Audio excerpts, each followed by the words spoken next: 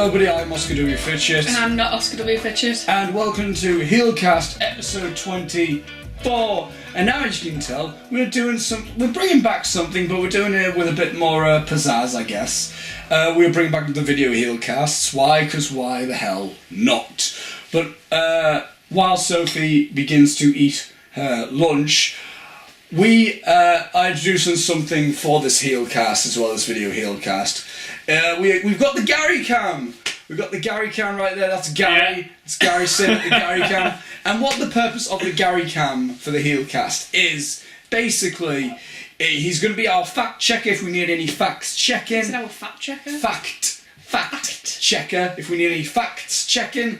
If there's any breaking news that's happened while we're recording, Gary can report on it if needs be, and just generally have any Garyisms. If he has an input within the topic that we got, he'll throw an input in there. So basically, I kind of want to get a bell for him, like for whenever he does actually have that to do. He's like, ding! I got something to say, but you know, Gary's there, and yeah. You should get your door bell. But ding! That'll be a bit loud, wouldn't it? Yeah, it'll be a bit loud. So, Sophie. Oscar. Oh yeah, before we go any further, I do want to say this. Last week, on the Heelcast, I did say about the content that was going to be released this week, and that included, I said about the Gary Explains and the commentary and the Forum Film Friday and another Heelcast, which isn't this one here, but I also said I was going to upload the video for the Heel Film Award nominations, but I also said, I checked back, last night on the Heelcast, I also said that I was going to upload a video of my top 10 favourite North wrestling matches. I didn't. I recorded it, but I wasn't necessarily happy with the video, so that didn't end up happening, and yeah, just so you know why. We are going to their show tonight, which is why we're doing this Heelcast quite early, but I think the start things. That's why I'm eating my lunch while we're filming this. Yes, because I won't have time to otherwise. Yeah. Also quite funny is the fact that I made a joke on the B-movie commentary that like in everything we're doing lately someone's eating in it. Yes, it is. And I think it's just become a tradition now that one of us eats a meal. It's some point, because with this weekly schedule, we need to try and fit life in as well. I think it sort of started with the Christmas special. Oh, when we just started eating chocolate, yeah. And then it kind of progressed to like crisps, and then I think like it went to hummus, and now like a massive bowl of noodles. Were you going to say something there, Gary? Fajitas, yeah, fajitas. Yeah, fajitas, yeah. Gary, sorry about that. Somebody needs to eat a big massive like full roast dinner or something. Yeah, that's what we need next. We need a big vegan. Tucked into that. We need a big vegan roast next. Yeah. But I think just to kind of start things off with this, since I didn't do that list, instead of, I'm not going to say what are your favourite North matches, guys, but like North moments. Like what are moments within North wrestling that we hold fondly to us? Because me and Gary have been going to every show since the second one, and you've been going to every show since the third one. Yes, I have. I'm not necessarily saying let's make this a massive topic. I'm just saying let's just do a fun little thing. It's gonna happen. It's gonna happen. I remember being quite memorable. The cans on a pole match. Session Moth Martinez versus Danny O'Doherty, yes. I do remember that quite well. I also remember Danny O'Doherty, and I really can't remember the person's name, so I apologise, versus Session Moth and Jack Sexsmith. April Day. No, it wasn't. No, it was the one that everyone kept calling Rhonda.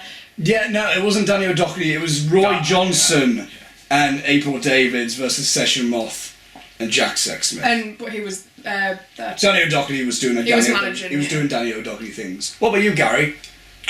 Probably Paul Robinson and Primate match at NCL2. The first. That was the match. I don't know about you. That was the match for me when we first saw it. I was like, yeah, I'm going back to North matches. I'm going back to North shows. It was definitely the match. The whole atmosphere as well. Back. You remember in the second show when it was basically desolate?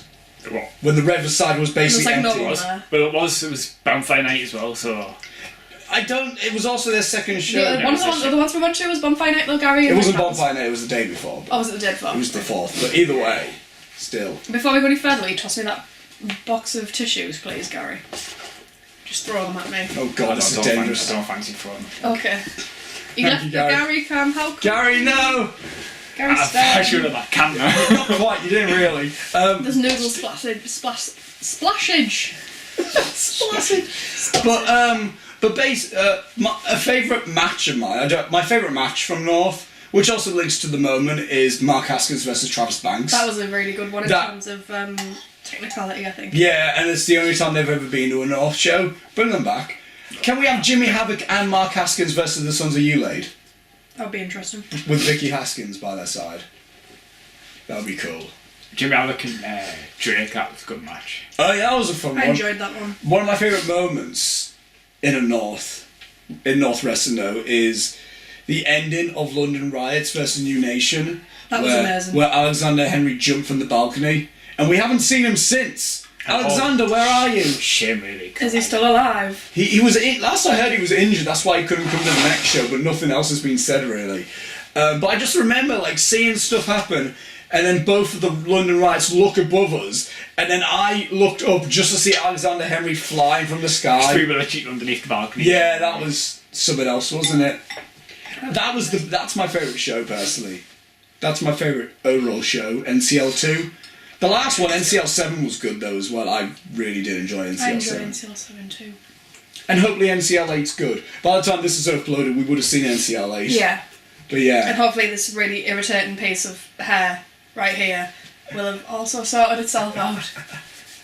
So that's kind of just like a brief thing of like our love for North. I'm sure we'll have more to discuss at some point. Amir John's debut was fun too. Just Amir Jordan overall is like one of the highlights of North generally. Was he at NCL 2? No. 3 was his debut. 3 was his debut. We It was my first show. Yeah, when he came out and he faced Screwface, where he went, "Fuck Donald Trump!" But then like That's when the whole chicken cottage thing kind of started. Yeah, it was. Yeah. Because he was talking about like a takeaway, well, like a restaurant / takeaway in Newcastle, and someone was like, "Oh yeah, that's been shut for ages." And that's when he was like, "Oh, chicken cottage then." The Bangor bad boy, Amir Jordan. No, anything Amir Jordan. Drake, any match with Drake's always a good one. Drake, definitely underrated Drake, like. Yeah. Definitely underrated. Sons of Ulade are always fun. They're cool. I enjoyed Roxy versus Candy Floss. That was alright, that was fun. Yeah. That was fun. Yeah, what's your most anticipated match for tonight? This is really day because we would have seen this by now, but Prominently. I haven't really looked Is at that the it? card that much, to be honest. Amir Jordan versus Robbie X is my personal most anticipated. Yeah, Robbie X. I'm kind of looking forward to Rampage Brown. Rampage versus Nathan Cruz. Yeah, that's Yeah. going to be a good match. No DQ with Prime and Liam Slayer. Yeah. They're all good matches. I'm excited to see Team White Wolf live because I've seen one. I never heard of Spanish. One of the guys appeared on the Sheffield show at Progress. I forgot who he faced, but he was really good.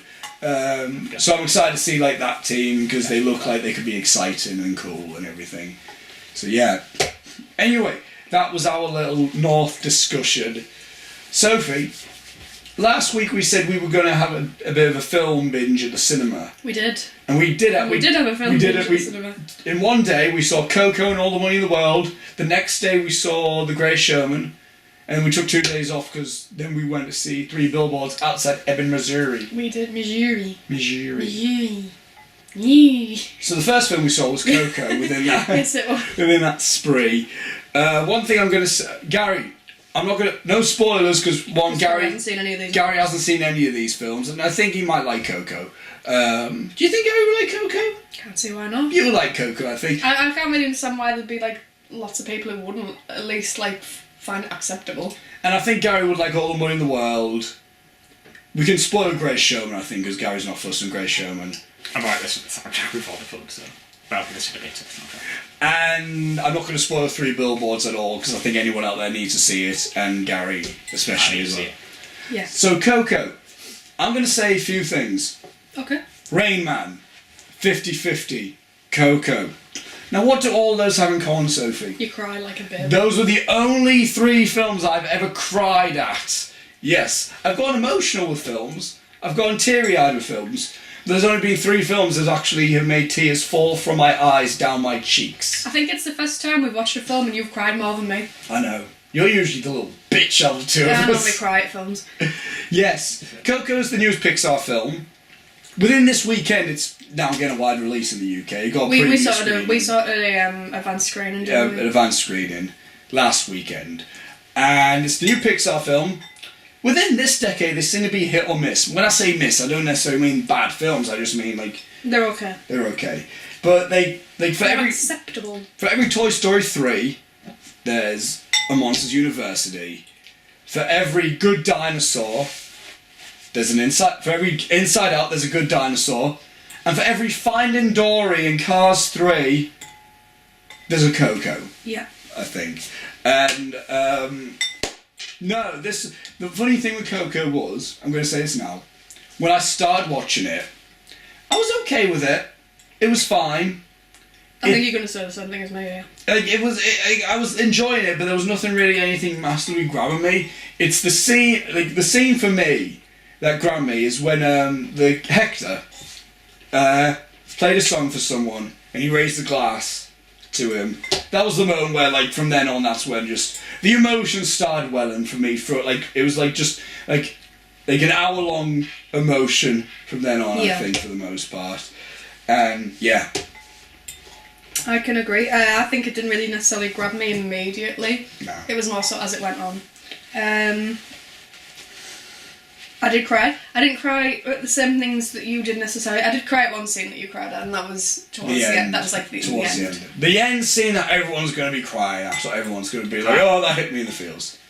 It's like the start of Up, but What's it, Gary? If Inside Out made me cry, I'm definitely going to cry though.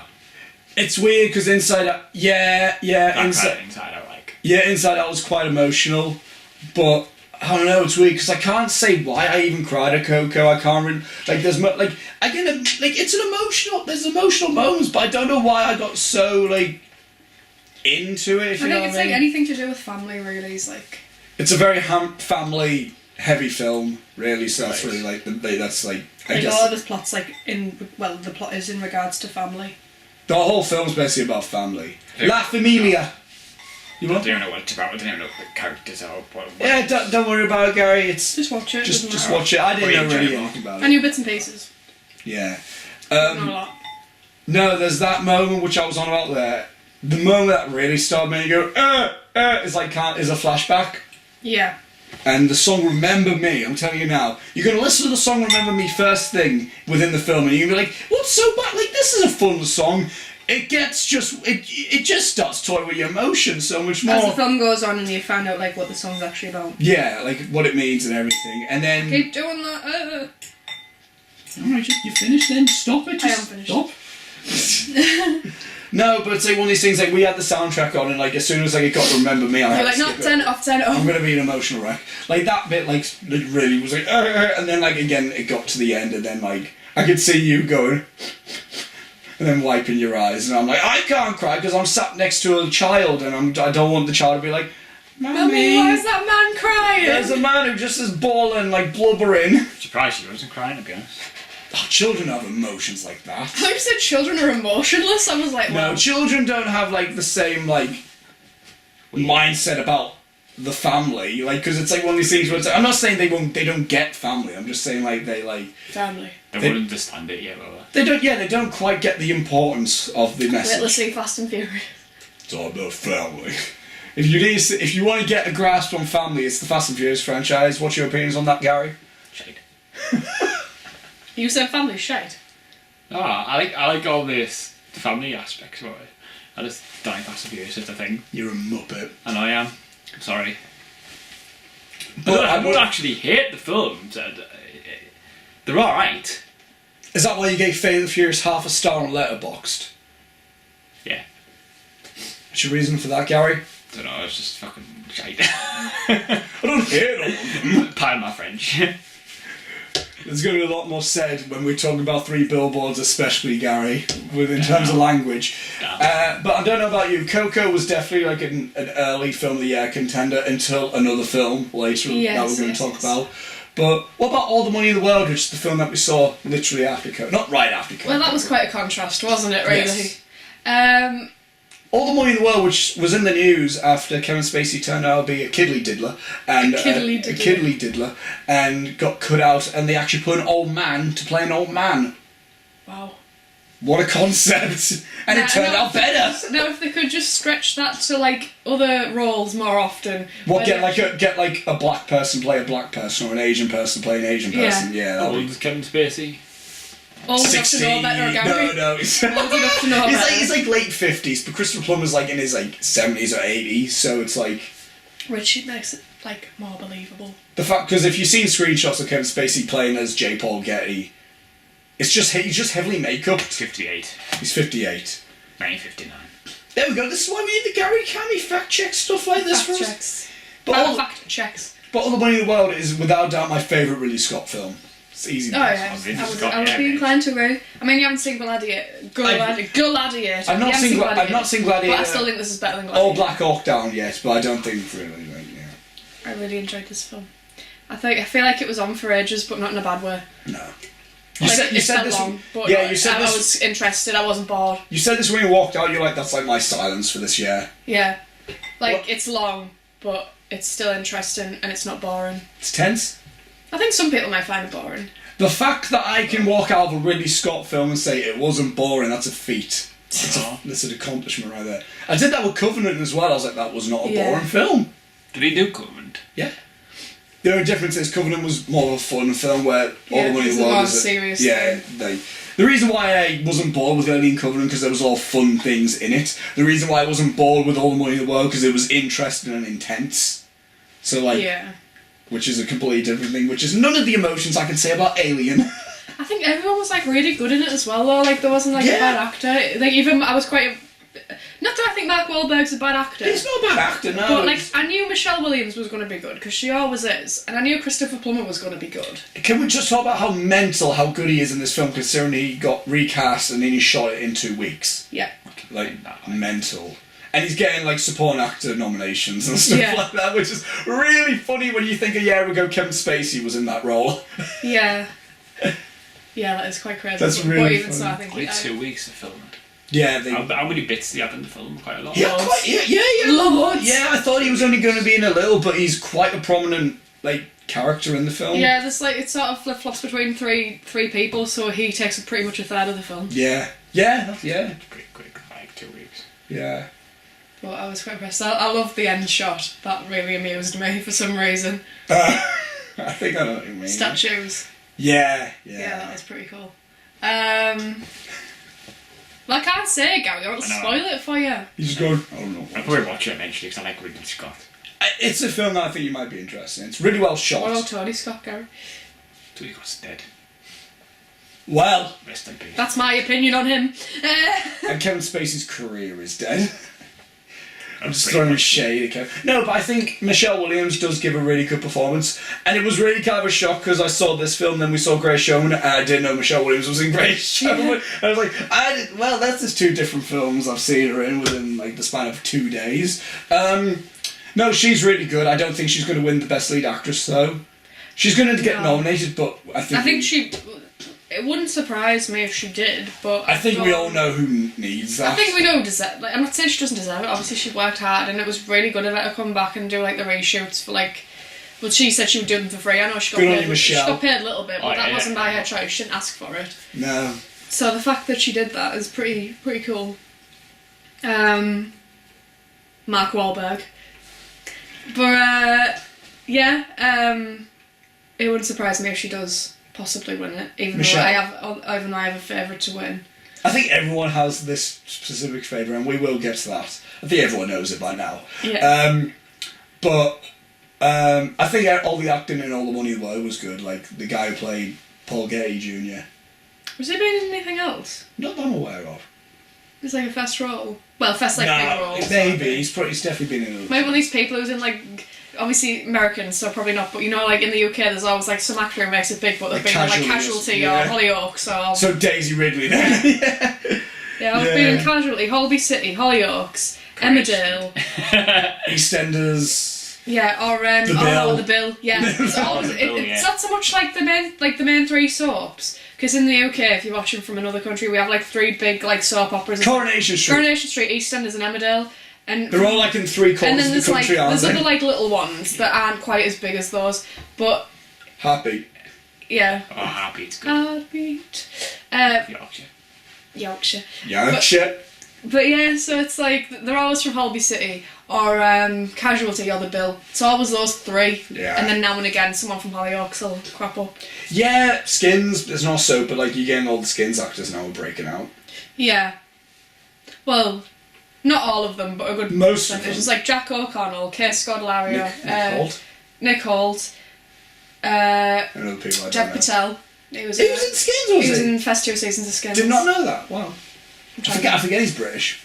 Yeah. Nick Holt is in Mad Max. Nick Holt. Yeah, he was in Skins. He was in About a Boy when he was like a little boy. That's the thing I saw him in. Then he was in Skins for like 2 seasons. Yeah. Interesting. He got hit by a bus. In Skins. He lives, but he's like severe. He's not like he's like a little bit disabled. So it's not like the thing from I Don't Feel at Home in this world anymore. No, he's like I think him and his girlfriend are having a fight or something, and he goes to run across the road, and a bus hits him, and his sister sees it, and then he ends up being a bit like he's not like disabled as in like paralysed or anything, but he's like got brain damage. Okay. So all the money in the world is good. Yes, that would be. What was the next film we saw in the cinema, Soph? This is the greatest show. Yes, The Greatest Showman. We saw The Greatest Showman. Late viewing, considering it came out Boxing Day in the UK. We weren't going to bother. No. And then My homeboy Striffler, Eric Striffler, was raving about it so much. I was like, it piqued my interest. I was like, if he's enjoying it so much, and he's seen it like 4 times or something like that. I think it's more than that now. Might be 5 now, I don't know. I'm not a big fan of musicals. Neither am I, Gary. I enjoyed The Greatest Showman. No, we saw The Greatest Showman. It didn't. Weird people that we were seeing it with. I know. Who were just talking. It was like behind us. Right, like I'm going to go through the types of people that were in this movie. Before we get into the film itself. Yeah. There was a 60-odd-year-old, well, I think they were in the 60s, it was really hard to tell because it was dark, but there were an older couple sitting behind us who kept randomly talking to each other. The guy kept coughing really obnoxiously, and then they started having an argument during, like, an emotional scene. No, it was at the beginning of, like, Zac Efron's and Zendaya's musical number, where it's like, rewrite the stars. I thought it was the bit where they were arguing was when he was in hospital. I thought it was No, they were like proper bickering when he was in the hospital bench. She was crying, they were probably like, no, because I remember when the song was starting, they were like, and I heard her go, well, just leave then. I was like, oh God. So that, and then there was just people, it was almost like everyone was holding in a cough, and they were waiting for someone else to cough as permission for them to cough, so one person would So cough. there was like one dude behind us who coughed, then I heard someone else over there cough, then someone like over there coughed, then someone up there coughed, then there... And then it would go quiet for a while, and then it would just repeat. So there was that. And then the third thing, there was a girl, she was sort of like in the row in front of us, but like to the right. And every time someone started singing, she laughed. And I was like, did you not realise this was a musical? Like, it wasn't even a thing like something funny happened, or she was having a conversation and she was laughing at what her friend was saying. It was literally every time someone like sang about 3 notes, she was going, I hate people like that, mate. It was like, why It was a weird... musical though? If you It was just a weird... like, sit and laugh every time someone sings. The children in Coco were more behaved watching that than people. Then that's what we find. That's why I usually find people like children in a animated film like screening. They're always chill. It's always the old fuckers in a musical or like an old person's film, like or like whatever. It's always like older people who think like they can just talk through it. Like that guy that time with the nachos who sat in Salsa. When we want to see Baywatch, I hated that movie, but yeah, so that was bad. So there was a guy like kicking off because he sat in some salsa, and then and he kept like telling like the worker like, well, what you gonna do? I was like, but we can't do fucking anything. We can clean the chair. That's it. What happened like do his below? No, what happened? He didn't before he sat down. Yeah, he went to sit down and there was some salsa left on the seat over like that, and all we saw was him walking in, pull the seat down, do this, and go, oh fuck. He had great doggies. And then go like, oh, these are my best shorts, and then looking at his wife, going like, are you gonna do anything then? Go and get the manager. It's like, it's not a fucking manager's job. The Greatest Showman, anyway. Yeah. So yeah, we just had like lots of obnoxious people in it with us. I never get all these people that go to cinemas. You're lucky sometimes. We always get them, always. We'll have the odd show and like we'll go see something, like when we went to see Insidious 4 there was, oh no it wasn't Insidious 4, it was Darkest Hour. It was relatively quiet in there, so we could watch that without any incident really. But Insidious 4 there was just a running commentary throughout. I remember Jigsaw. Oh god, that was The horrendous. people behind us like, what does that mean? It's like, it's gonna get explained to you! Oh, there was people who legitimately were talking through Jigsaw, like they were just having a conversation and then something happened and they weren't paying attention. They're like, what happened? What does that mean? And it's like literally just being explained like 2 seconds before. But also, if you know a Saw film, everything just gets explained at the end as well. Like, everything at the end of a Saw film always gets explained. Like, there's nothing... There's certain things where it's like, that doesn't make sense, but that's like a filmmaking flaw. I'm sure there was at one point the bit where in Jigsaw where, you know the motorbike trap thing? Yes. Where like they'd literally just, John Kramer had literally just been like, oh yeah, you sold my nephew like a faulty bike and it killed him. Yeah. So now you have to die by faulty bike. Yeah. And like he'd literally just explained it and I had someone behind go, Why has that happened? And then I had the person next to him go, well, he sold his nephew like a funny bike and it killed it. And I was like, he's literally just said this, please just watch the film and shut up. Well, The Greatest Showman. Back to The Greatest Showman. After that little rage. Where were we? We were just talking about that. But yeah, I was pleasantly surprised with this film. I do apologise, I've got it very runny nose. Women, eh? Always blowing their noses in podcasts. Typical. That's the only thing I'm...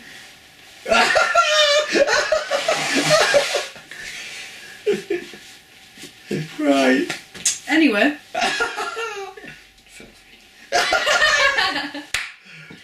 Right. No, yeah, this was a pleasant surprise, wasn't it? So. Yes, it was. I really like. The best bit was the music. I know that sounds really weird. No, but saying a musical, but sometimes you can go see a musical and the plot's like it's like Rent's got great music, but Rent's got a really good plot as well. with Greatest Showman, if this wasn't a musical, it wouldn't like. It would be pretty boring, I think. It'd be generic, average, whatever. But because the music's really good. Unlike La La Land, which I like, I think La La Land's a better film, but La La Land didn't need to be a musical, whereas Greatest Showman needed to be a musical. Yeah. You know what I mean? I can see what you mean. Like everything in La La Land, the music, it was good, but I'm going to be perfectly honest. I think the only bits I really remember in La La Land's like the bit City of Stars. Even then, I keep forgetting about that. I remember them like Emma Stone's audition at the end. Yeah. What about the scene when they first when meet they're in in the tapping? Nah, I don't The poster. It's basically the poster. I vaguely remember that. I remember more of like I remember the bit where they're in the auditorium thing and everything lights up. I need to rewatch not Whiplash. I need to rewatch Whiplash again. And her audition. I think it's because her audition had the most impact of the. Well, that was the song that got nominated. Well, it was that and City of Stars. I think City of Stars won. Even though the other one was a superior song. I don't think so. I think City of Stars was better. Speaking of superior songs, what was your favourite song in Greatest Showman? Oh, I can't decide. I have two. What's your two favourites? Greatest Show and This Is Me. Oh, the two generic ones? No, I'm kidding. Shut up. No, the Greatest Show's my favourite. You what? I'm going to chat down some of the songs. Yeah, have you listened to any of the songs, Gary, from Greatest Show? Actually. What's your favourite? Do you know the trailer music? No, I didn't watch. Well, We don't watch trailers, Gary. But there was a trailer music that was in the film. Like Is it This Is Me?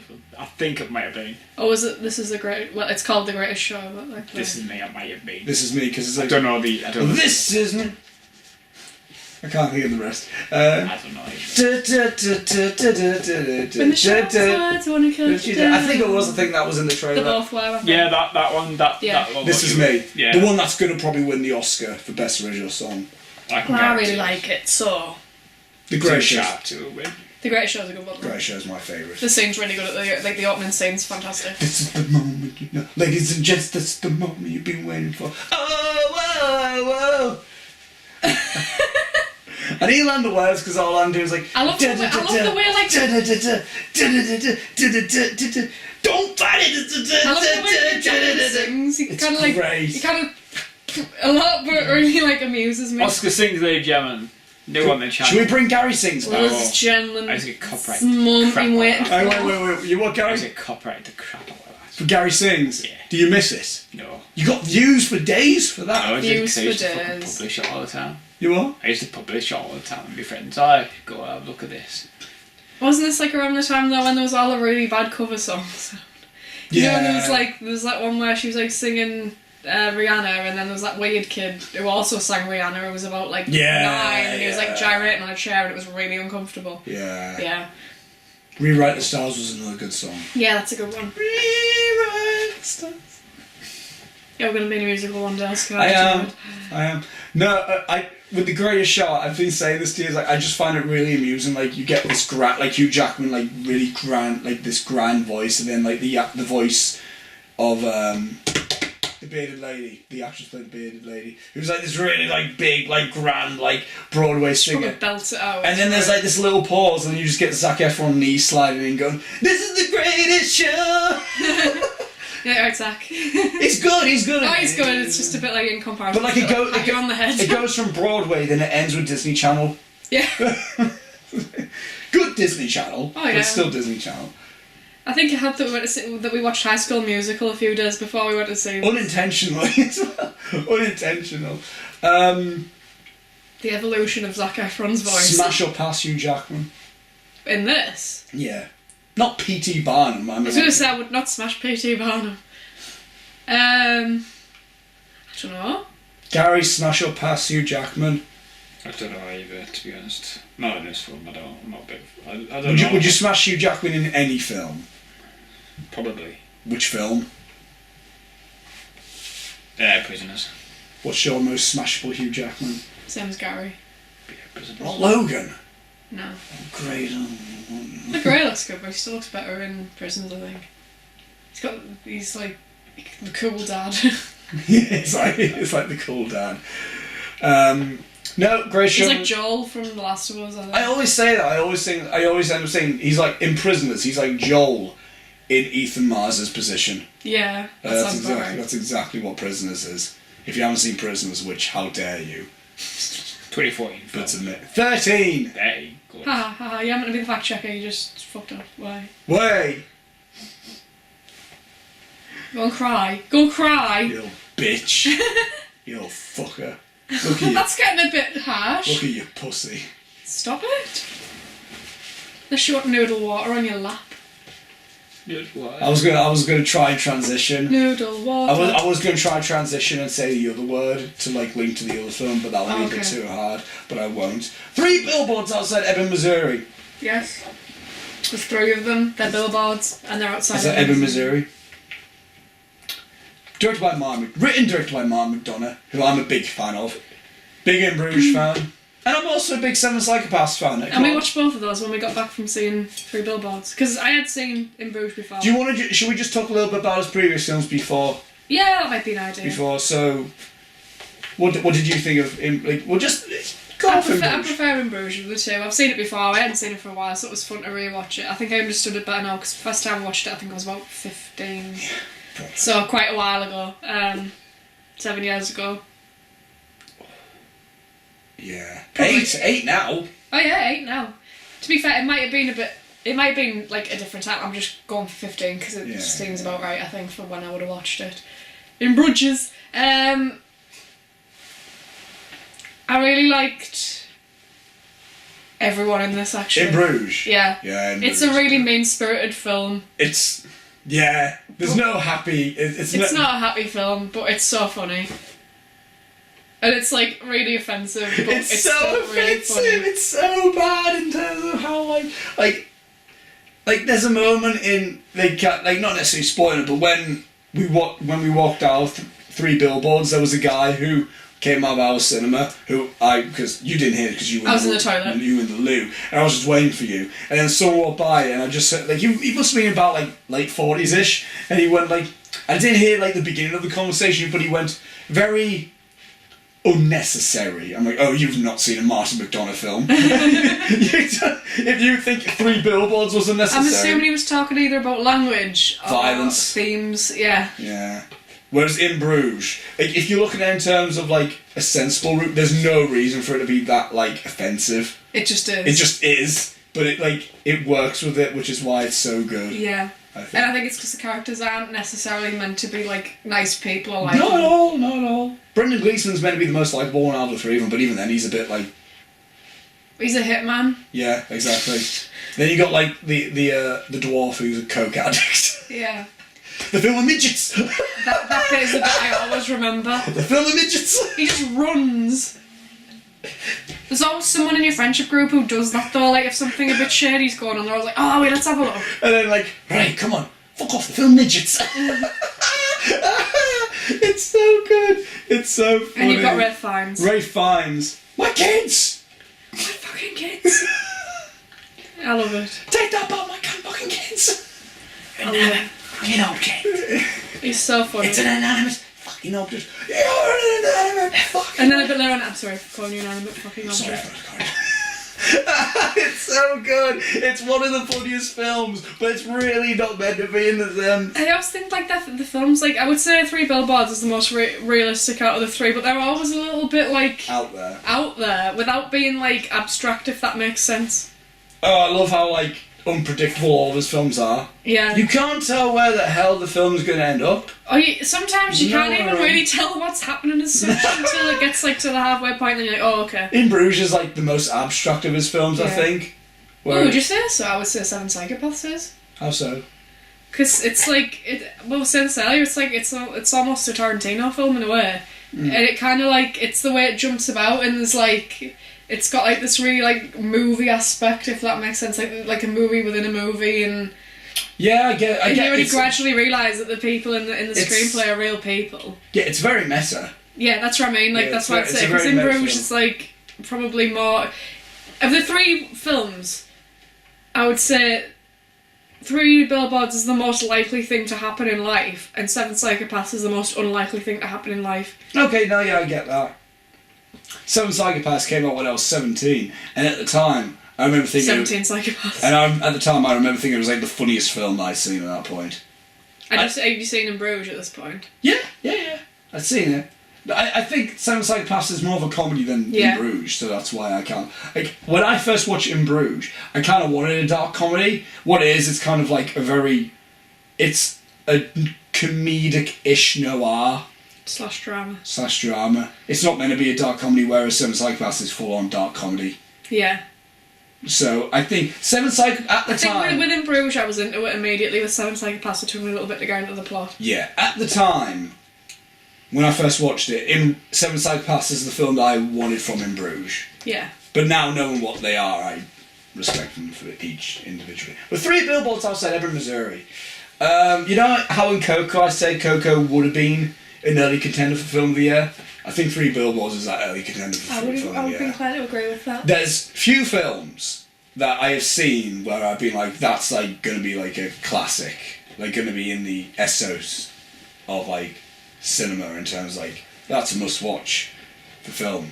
In terms of this decade, I think I kind of like watched it in the minute we got out, or the minute the credits rolled. I was like, can we watch it again? Yeah, it's one of those films where it's like I'm guaranteeing now there's going to be a 17-year-old out there who's getting into filmmaking and getting into films right now, and they're going to go and see Three Billboards and they're going to want to try to emulate that style. They're going to want to try to be Martin McDonagh. In the same way that when I was 17, when I watched Reservoir Dogs for the first time, I made Three Hitmen. I wanted to be Tarantino from watching Reservoir Dogs. And what I did, I didn't fully rip off Reservoir Dogs, but I wrote a very similar plot to Reservoir Dogs. I did a very cheap version of Reservoir Dogs, and I put the word fuck within every single sentence to try to be edgy and Tarantino-y. There's going to be a 17-year-old kid out there who's going to get in films, who watches Three Billboards, and is going to try to be... It's just not quite Three Billboards, but they're going to get the same characters near enough. They're going to do the same type of lines, and they're going to try and write the word cunt in every single line to try and be Martin McDonagh. That's the impact that Three Billboards, I think, is going to have. I can see that. Like, there's certain films where it's a student film. Like, there's Pulp Fiction, there's Fight Club, there's those types of films. American Psycho, Donnie Darko. Three Billboards is amongst the ilk of that, I think. Yeah, I can see where you're coming from with that, I think. It's one of those films where there's a plot, but there's not really a structure as such. It just things happen. There's But I like films like that sometimes where it's like it's not a paint by numbers start, middle, end. It's like just things are happening because it's more like life. Yeah, no, exactly, definitely. It's a film that the acting is sensational. Frances McDormand is the performance I was on about. That's surely a lock. I love her so much. To win best lead actress, yeah. She's fabulous. She's great. And Woody Harrelson's really good as well. Woody Harrelson's really good as well. Yes, he is. Everyone is. Well, Sam Rockwell seems to be the favourite to be winning Best Supporting Actor. I think it's the first time Woody Harrelson's made me cry. I had a feeling I was going to cry at this movie, given like the content, but... Really, did you think? Well, like a mother, like, trying to, like... Yeah, I thought that would make me emotional, but the bit that actually made me cry, I wasn't expecting. It was involving Woody Harrelson. Yeah. Yeah. No, yeah, it's a film that... You start in terms of praising this film, in terms of what you think about this, because my mind's built, like I said, like, the bit that I want to say, but I'll add to whatever you say. Yeah. Again, amazing acting, cinematography's beautiful. I love the... I can't really say much about it in terms of my opinions without going into spoilers. It's really... because there's like just certain standout parts, and I think the ending... I like the ending, and a lot of people are a bit mixed about the ending. The ending's perfect, I think. Like Stuckman said, that's the only complaint he has about the film. Yeah. I'm like... I think that it ended the best way. Yeah. I don't want... In terms of like any sort of reveal. Yeah, I did. Yeah, exactly. It's a fascinating concept that I've never seen before, and I don't think I'll ever see again. Yeah, that's the thing with Martin McDonagh films, because in Bruges, you can't really recreate. No, like within Bruges, how the fuck is anyone going to do another in Bruges? No one's going to do another. No one's ever going to do another Seven Psychopaths, and no one will ever do another Three Billboards. What I was worried about this film was because I really liked his other two films, and I was worried, like, because this tends to happen with me, like a director that I really like, and then the one film that they get like really recognised for, I'm not a fan of. Yeah. Like the one film like gets all the award love, I'm not really a fan of that film. Yeah. So I was worried, is this going to be that one? Because this seems to be like the favourite to win Best Picture, maybe. I'm like, am I not going to like this? But I think this is his best work. Personally, I think this is better than In Bruges and better than Seven Psychopaths. Oh yeah. All three completely different types of films, though. But it has that Martin McDonagh dialogue, though. Yeah, it does, yeah. I think it just has a much grander feel. No, yeah. Like, yeah. I always think that In Bruges is quite contained.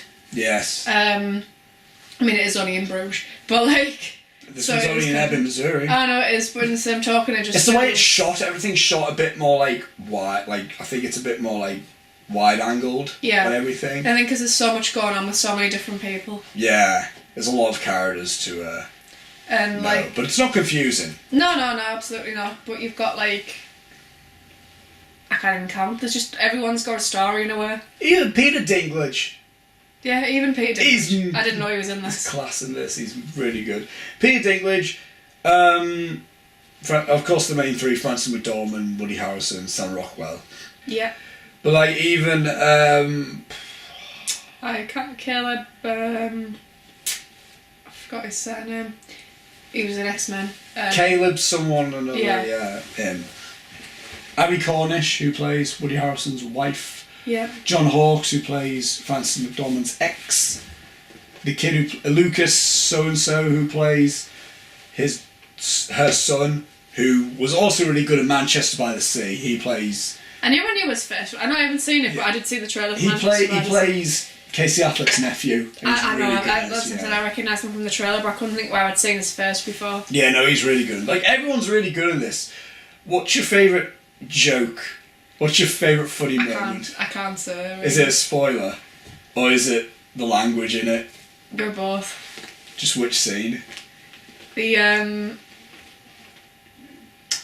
Are you leaving then? That one. The priest scene. Oh no, that was funny. No, I mean the bit, where he's like, oh, it was a joke. It was a gag. It was a joke. Oh right, yeah. It's like I'm trying to say as little as possible because I don't want to spoil the joke. Again, I don't want to spoil the jokes. There's a scene with a priest, which is the scene with the priest is pretty funny. Absolutely amazing. And there's another scene for me where I just like anything with Sam Rockwell and Woody Harrelson. Yeah. There's a bit where it's like persons of colour torturing business. And that was funny, and just a bit was like there's no Mildred Hayes case. Well, there's two people who complained. Who's complained? Yeah. The fat dentist. And the one with the funny eye. And the one with the funny eye. The one with the funny eye? What? What? The one with the funny eye. And it's just the way Sam Rockwell looks at him like... Are you being serious? Like Woody Harrelson's like... And then Sam Rockwell's like... I love how they clearly both know who the fat dentist is, though. The woman with the funny eye just stumps him. It's so good. And again, I'm not going to say too much because I knew nothing about this film. But what makes it even funnier is there's a bit of a scene later on in the dentist, and you just see this fat dentist, like, it was you. You know straight away. And he's like, a lot of us like Mr. Chief Willoughby around here. I'm kind of wondering if that was the American in the tower from him. I don't think it was. Is it not? No, it's not. But like the guy, no, because the only recurring guy within. No, yeah. I don't think it's the fat American. It might be, I don't know. But I love the guy, I can't pronounce the dude's name, but he's in all of Mark McDonagh's films. He's the Canadian in Bruges. He's Woody Harrelson's little henchman in Seven Psychopaths. And he's one of the police officers. I know what you mean. Absolutely great in all of them, really, I think. There's another actor like that who turns up in, like, I can't think who it is, but he's turned up in, like, loads of Kevin Smith films, and then there's, like, another one who turns up in Tarantino's films. Like Sam Jackson always turns up in Tarantino. Wes Anderson has them, like that guy as well. Pixar has that voice actor who's in every single Pixar. Jim Cummings is in, like, everything. He's just in everything. But 3 Billboards Outside Ebbing, Missouri is... It's amazing. It's a fantastic I love the film. score, I love the acting, I love the cinematography. There's nothing I didn't really like. No, it's a film that I do think it gets better. It requires repeat viewings. It's one of those... I think people get a little bit angry at it because there is a lot of problematic stuff in it, but I don't feel like the things that are problematic, I feel like it's more of a call-out than It's a commentary on everything. It's a commentary on it rather than it being like a thing of like glorifying it or saying it's fine. Because Sam Rockwell is a police officer who's quite a bit racist. He's a racist, he's a drunk, he's just not a very nice person. But people are like, oh, you're glorifying him. It's like, did you watch the same film? The stuff he's done is awful and you're looking at it. Yeah, they're not trying to say that it's good or anything. And like, there's this really cool one-take shot of a thing that he ends up doing, and it's not like, wait, it's like, that's horrendous. Yeah. Of what he just did, and like the payoff to that one shot there as well with the... What are you looking at? Yeah, the payoff after that. But yeah, I think... I do think that it's not glorifying anything. I think it's more of a commentary, or like it shows sort of like his character arc in a way. And even by the end of the film, he's still not redeemed. No, a lot of people say like, oh, they redeemed him. It's like, no, they didn't. Well, I didn't feel like they did. I feel like he sort of started on the path to like not being as much of a dick. Yeah, no, he learns. But I don't think they redeemed him by any means. No, but yeah, I thoroughly enjoy 3 Billboards Outside Ebbing, Missouri.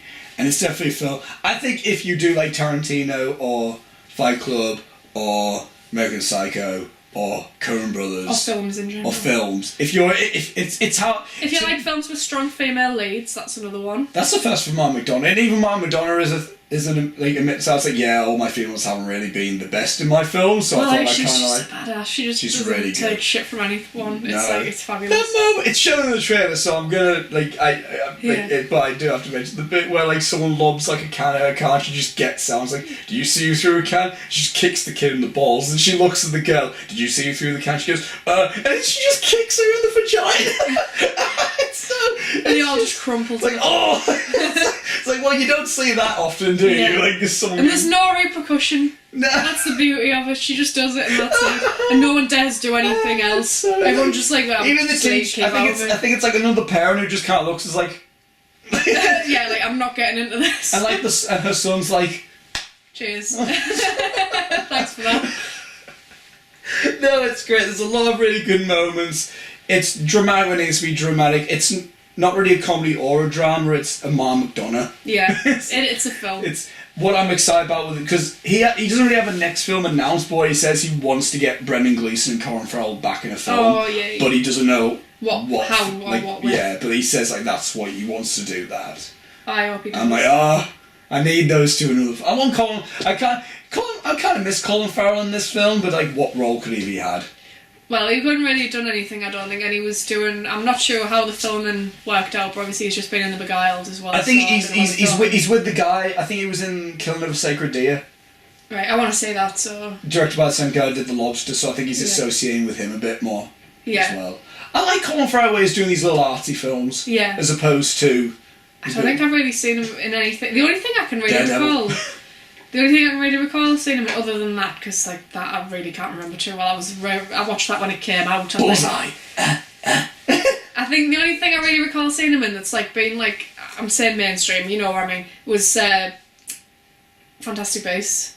And he wasn't that one. They really screwed up not just keeping him in the role, to be honest. He's really good in Saving Mr. Banks. I haven't seen He's him. really good in it. I do like Colin Farrell. He plays, I forgot who the author of Mary Poppins was. He plays her dad in flashbacks, by the way, and he's really good at this. But no, I think you'll like that. Anyway, 3 Billboards Outside Ebbing, Missouri is fantastic. Go and see it if you relate to our film opinions, then definitely go and see 3 Billboards. And it's at the moment it's definitely my favourite to win the Oscar. Even though it's on nominations have not been announced, but it seems to be a lot. I think it will be nominated. Gary, have you got anything to say about that? I want to watch it, so I need to say. So you need to say. Have you got anything that you want to say before we sign off? Not really, no. What's your opinions on Goldberg maybe being in New Japan? Quite interesting. Did you know about that? I can imagine him chucking it. I saw the thing about him going to be in the Hall of Fame. He's in talks with New Japan to maybe have a contract. I can imagine him knocking out like small Japanese bloke. So. That's what I think he needs to be knocked off his pedestal a bit. He sounds like a really good guy. Like, I watched the Grand Tour. I've watched the Grand Tour and he seems alright. Are you caught up with the Grand Tour? Yeah, I'm caught up with it. How is it? Yeah, it's good. It's good. Is there any moment that you'd recommend? Goldberg. Goldberg. Right back. I don't know. That kayfabe article was so funny. There's this parody news site called Kayfabe. Called Kayfabe News. And it's just like, it's satire, it's like just piss take wrestling articles. And then they did an article of Goldberg being inducted in the Hall of Fame, and they did like a proper article, but they put a picture of Ryback on it. But then somebody started trying to correct them. This is Ryback's like... No, it's Goldberg. And they're like, and this guy just kept going, and he was getting clean. No, he went like, no, Goldberg's being inducted in the Hall of Fame. Yeah, no, Goldberg's inducted in the Hall of Fame, but you got Ryback in this article. Look, if you want Ryback in the Hall of Fame, that's fair with you, but we're talking about Goldberg. You see, like, he was getting frustrated, and it's just like, and then they were like, how long can we keep this going? I love it so much. They're like one of my favourite, like news. Oh, they've made some fun articles over the There's been one, I forgot, there was like when Undertaker like retired, when the Mortician appears in the Impact Zone. But yeah, I think that's really all to really say. Again, with arms wide open. Like last week, we're on a bit of a tight schedule right now. Yeah, we need to go out in like 10 minutes. So we're going to end it there. Next week we'll probably have a bit more of a expanded podcast. Yeah, and we'll probably have worked out this new format a little bit. Yeah, this is, again, we're trying things out. I like this setup. I enjoy it. I think this is a cool like thing of like it feels pretty cool and natural. Anyway, I hope you enjoyed watching me eat my lunch. Yeah, there you go. And surely next time to see what else she's going to eat. Yeah, exactly. Maybe a full massive Sunday dinner or something. Not on a Saturday. On a Saturday. Yeah. So tomorrow there will be another Gary Explains. I don't know which one. Maybe Mars Bars. Gary's going to explain Mars Bars tomorrow. Do you remember that episode, Gary? No. Fair enough. So Gary's going to explain Mars Bars. We're going to do a commentary. Don't know of what.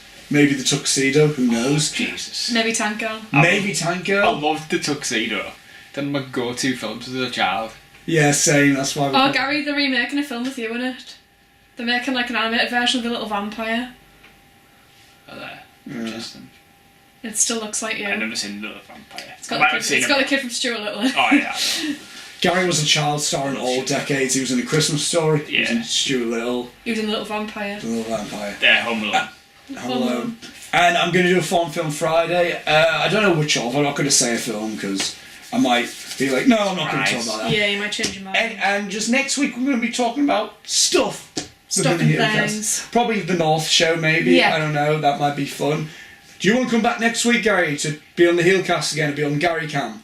Yeah. Good input there. Yeah. In the description, Gary, what's in the description? Everything. Facebook, Twitter, and all the Heel Crew, and Instagram. And what else? I don't know. What have you been posting on recently? I've been posting. What have we all been posting on recently? I don't know. Okay. It's letterboxed. Anyway. Anyway, thank you all for watching, and till next time, we shall see you later, and bye-bye.